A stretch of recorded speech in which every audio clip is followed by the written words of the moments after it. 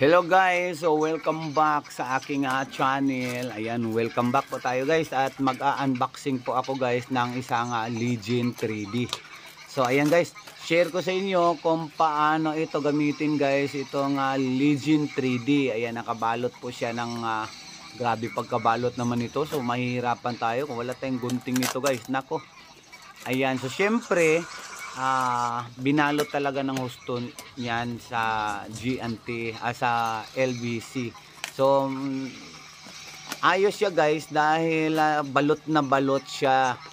Talagang nilagyan pa ng fragile para po hindi po itong ating item. Ayan po. So nung binuksan ko siya, isang PVC pipe.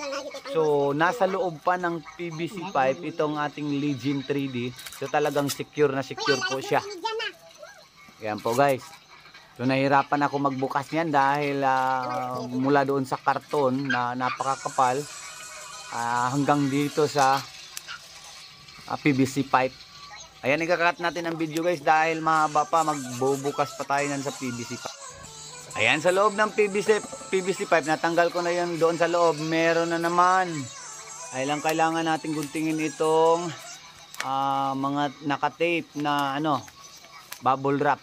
Ayan, talagang secure na secure guys yung LBC. Diba? Shout out dyan sa LBC. Wala man na yung sponsor ng LBC. Di ba namang sponsor, pero advertiser na sila. Okay guys. Ayan, tuloy po tayo sa ating review. Ayan guys, papakita ko sa inyo mamaya kung paano ito gamitin dahil yung iba nakabili nito nagsisisi dahil hindi nila alam kung paano siya gamitin. Hindi, madali lang naman ito guys. Ayan, madali itong gamitin guys. Tuturo ko sa inyo mamaya, papakita ko sa inyo kung paano siya gamitin at paano basahin yung kanyang 3D image, yung kanyang resulta guys. Ayan. Una, kakabit natin, magda-download tayo ng GER 3D sa ating tablet or cellphone device. Ayan guys. So pag nandyan na, open lang natin yan.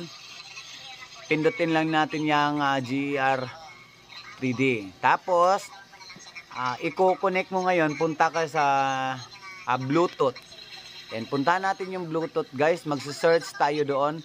Kailangan naka-on itong ating Legion 3D para lalabas dyan. Ayan, GER 3D ang lumabas.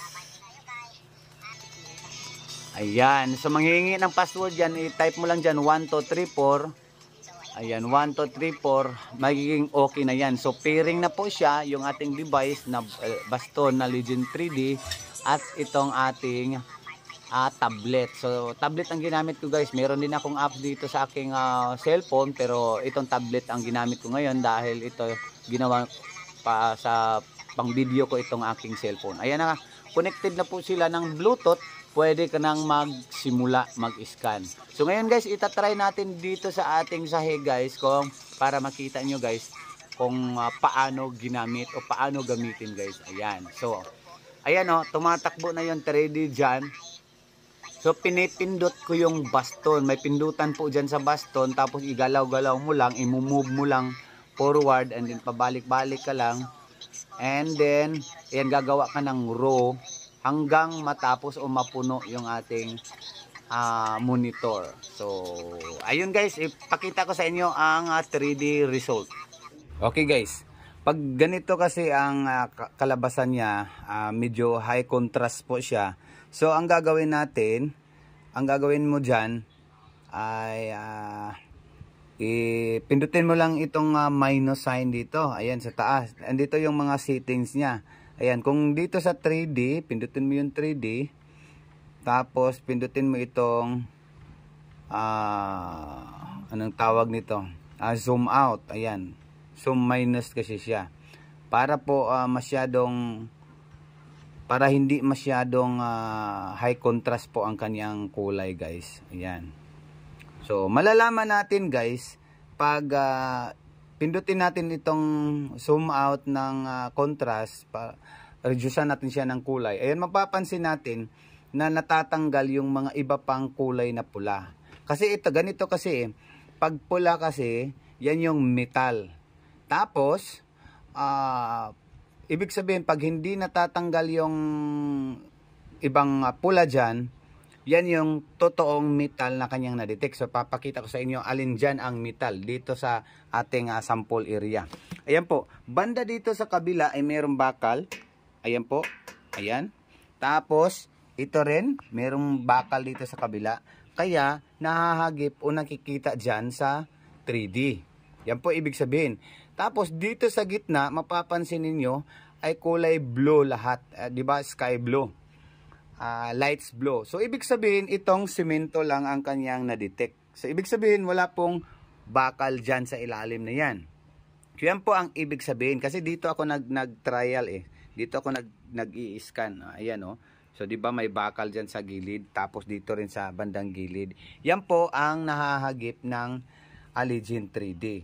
So, pag meron namang pula dito, ay syempre, huhukayin ko na dyan dahil merong bakal dyan. Yun ang, yan ang pag ano guys, pag scan gamit ng 3D. Ayan, itong nasa kabila niya, ito yung mga adjust ng mga kulay niya. Pero, yung iba kasi, sabi nila bakit ganyan ang kulay o forma. Ito kasi nakaparang square box, yan yung na-scan niya. Yan yung kada pindot natin sa baston guys. Tapos banda dito may bakal at saka sa kabila. Pag sa site naman natin na sa site area, sa treasure site na walang mga bakal-bakal, siyempre pag mayroong pula magtataka ka na. Dahil maaring bomba o di kaya ano man yung bakal na yon, baka treasure na. Pag box naman guys, dito pag sa Legend 3D makikita mo na nakapormang box na kulay pula. O depende sa laki at depende rin sa lalim. Yan po ang pagbabasehan guys. Tapos pindutin natin itong dito. Malalaman natin siya yung kaniyang frequency signal. Ayan o, mapapansin natin 234. Dito din sa kabila 248. Ibig sabihin mas malakas o mas malapit yung bakal na yan na na-detect. Tapos ito naman yung mga kulay blue. Yan yung sinkhole o bakante, ampaw sa simento guys. Tapos ito, simento itong mga ganito guys. Ayan. Yan lang naman ang kagandahan nitong Legend 3D eh. Pag meron kang ma-detect na ma-detect na bakal, makikita mo agad. Ayan, pindutin mo lang itong 3D para pwede mong baliktarin itong guys, ayan, pwede mong makita. Tapos pwede mong i-zoom out, paliitin. Tingnan natin yung mga frequency. Yan yung frequency signal niya. 'Di ba mas napakalakas yung bakal? So ibig sabihin, pag pupunta tayo sa area, makakita ka o maka-scan ka ng ganito, mas malakas yung bakal. Ibig sabihin, positive, may bakal diyan. Pag sa treasure site naman, pag yung treasure box ay malamang tanso, bakal din yan, madidetect niya. So, siyempre, malakas din ang kanyang frequency. Yan yung paggamit nito, guys. Ito, guys, very easy itong gamitin, Kaso nga lang, yung iba,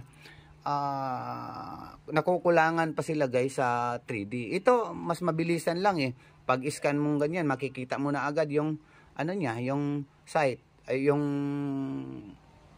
sa ilalim ng lupa. So, mas madali itong gamitin, guys, kasi ibang scanner, guys. Pero, pag gusto nyo pa ng mas maganda pa nito, yung laptop ang kanyang monitor o kanyang sensor dahil meron pa doong mga setting na interpolation at correct all value. Diba? So, yun lang guys. Yun lang guys ang aking isi-share ngayon guys. Please like na lang at sa mga hindi pa nakapalo sa akin guys, please follow na lang.